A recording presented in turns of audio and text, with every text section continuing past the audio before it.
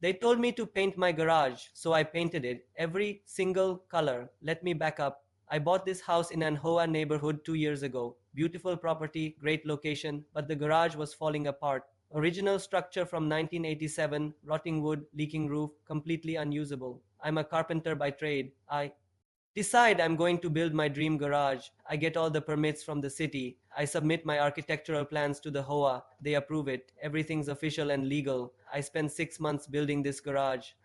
I use premium Western red cedar planks. If you don't know cedar, it's gorgeous wood. It has this natural reddish brown color that weathers to silver gray over time. It's rot resistant, insect resistant, and smells amazing. This wood costs me $12,000 alone. I finished the garage in October. It's beautiful. The cedar planks are pristine. I seal them with a clear weatherproofing coat to protect the natural wood grain. My neighbors stop by to compliment it. People literally slow down while driving past to look at it. 2 weeks later, I get a letter from the HOA.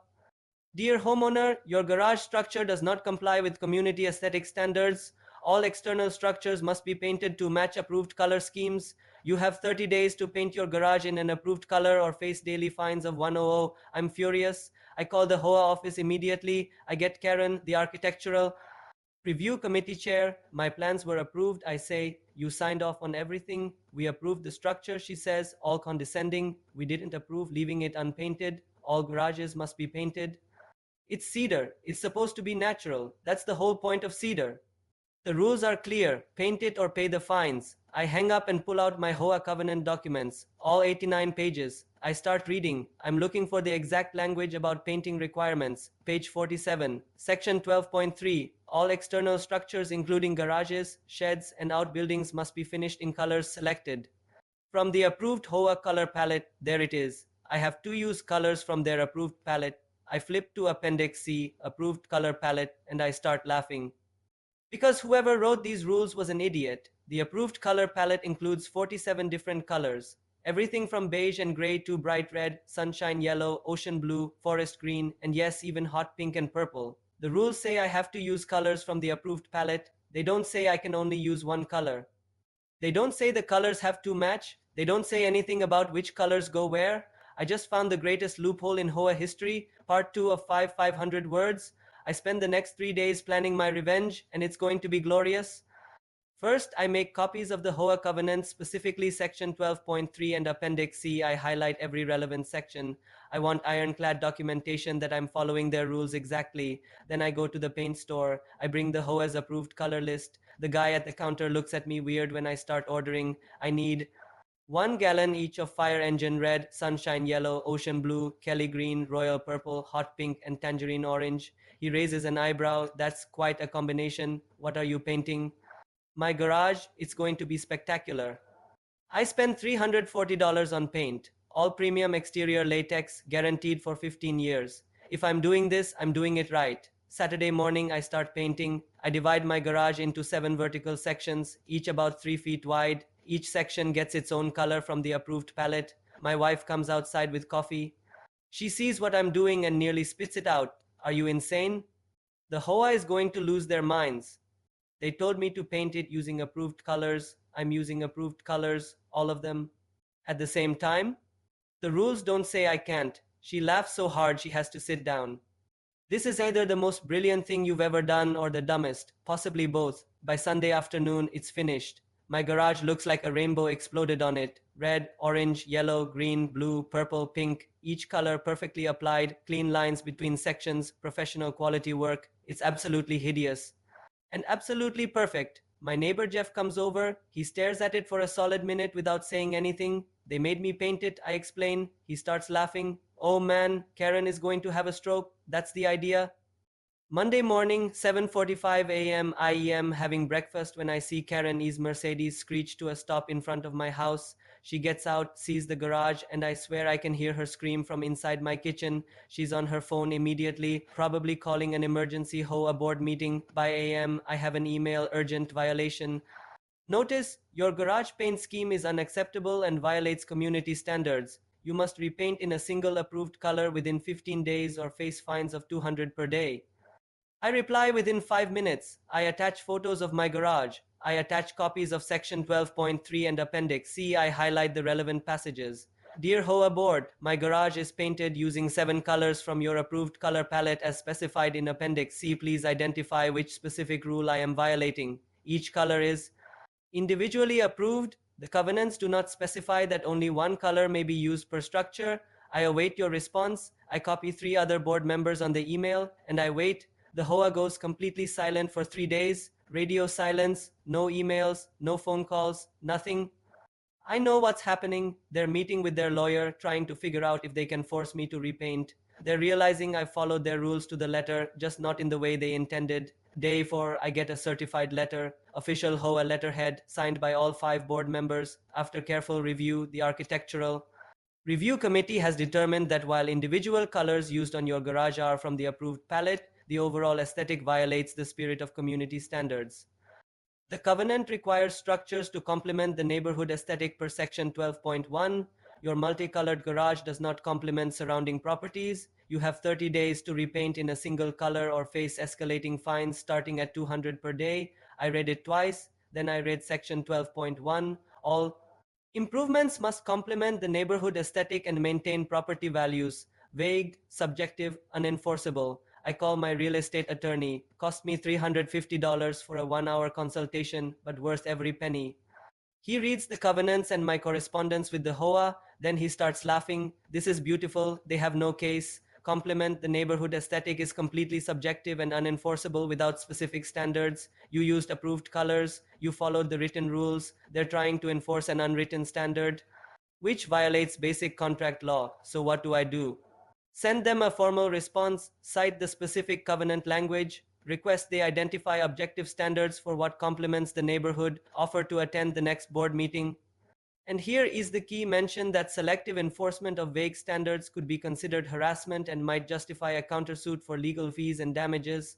I send the email that afternoon, professional, polite, but firm. I cite my attorney's analysis. I request specific, objective standards. I point out that 17 other houses in the neighborhood have two-tone paint schemes, garages that are different colors from the main house. If those are acceptable, please explain the objective difference between a two-tone scheme and a 7-tone scheme beyond personal preference. I look forward to your response and to attending the next board meeting to discuss this matter publicly. The next HOA meeting is scheduled for Thursday. It's open to all homeowners. I show up 15 minutes early with my documentation in a 3-ring binder. 43 homeowners are there. Usually these meetings have maybe 8 people. Word has spread about my rainbow garage. Karen starts the meeting. She's trying to keep it professional, but I can see she's barely holding it together. First item on the agenda: architectural violation at 847 Maple Drive regarding non-compliant garage painting. I raise my hand. I'd like to address the board. She tries to shut me down. This is not open discussion. The board will make a determination. Another board member, Tom, interrupts her. Actually, Karen, the homeowner has a right to speak. It's in our bylaws. She glares at him but nods at me. I stand up. Time to end this. I walk to the front of the room. 43 pairs of eyes are on me. Karen looks like she's about to explode. Thank you for allowing me to address the board. I want to be very clear about what happened here. I submitted architectural plans for my garage rebuild. Those plans were approved by this board. I spent 6 months and over $18,000 building that garage with premium materials. I open my binder and hold up the first document. 2 weeks after completion, I received a violation. Notice demanding I paint my garage. The notice cited section 12.3, which requires all structures to be painted in colors from the approved palette. I pull out the color palette and hold it up. This is Appendix C, the HOA's official approved color palette. It contains 47 colors. I selected 7 of them: fire engine red, sunshine yellow, ocean blue, Kelly green, royal purple, hot pink, and tangerine orange. Every single one is on this approved list. Karen tries to interrupt, but you can't just. Tom cuts her off. Let him finish, Karen. I continue. The HOA then sent me a second violation claiming my garage doesn't complement the neighborhood aesthetic. That phrase appears in section 12.1. It's vague and subjective, so I did some research. I pull out photographs. I've printed 20 color photos of houses in our neighborhood. These are 17 houses within 4 blocks of my property. Every single one has a two-tone paint scheme. Houses where the garage is a different color from the main structure. Some have 3 tones. This house on Oak Street, the main house is beige, the garage is brown, and the shutters are dark green. 3 different colors, no violations issued. I lay the photos on the table in front of the board. So my question is simple: what is the objective standard? If two colors are acceptable and three colors are acceptable, why are seven colors not acceptable? Where in the covenants does it specify a maximum number of colors? The room is dead silent. Several homeowners are nodding. Karen's face is red. It's obvious that your garage is intentionally provocative and intentionally following the rules. I interrupt. Every color is approved. I have written confirmation that my architectural plans were approved. I followed every requirement. The only thing I did differently was use more colors than you personally prefer. An older gentleman in the back raises his hand. I have a question for the board. Did anyone actually specify that he could only use one color when his plans were approved? The board members look at each other. Nobody answers. Another homeowner speaks up. This seems like selective enforcement. My garage is blue and my house is yellow. Nobody ever said that was a problem. A woman near the front adds, my shed is green and my house is tan. Are you going to fine me too? The meeting is slipping away from Karen. I can see the panic in her eyes. Tom looks at the other board members. I think we need to discuss this in executive session. The board retreats to a side room for their executive session.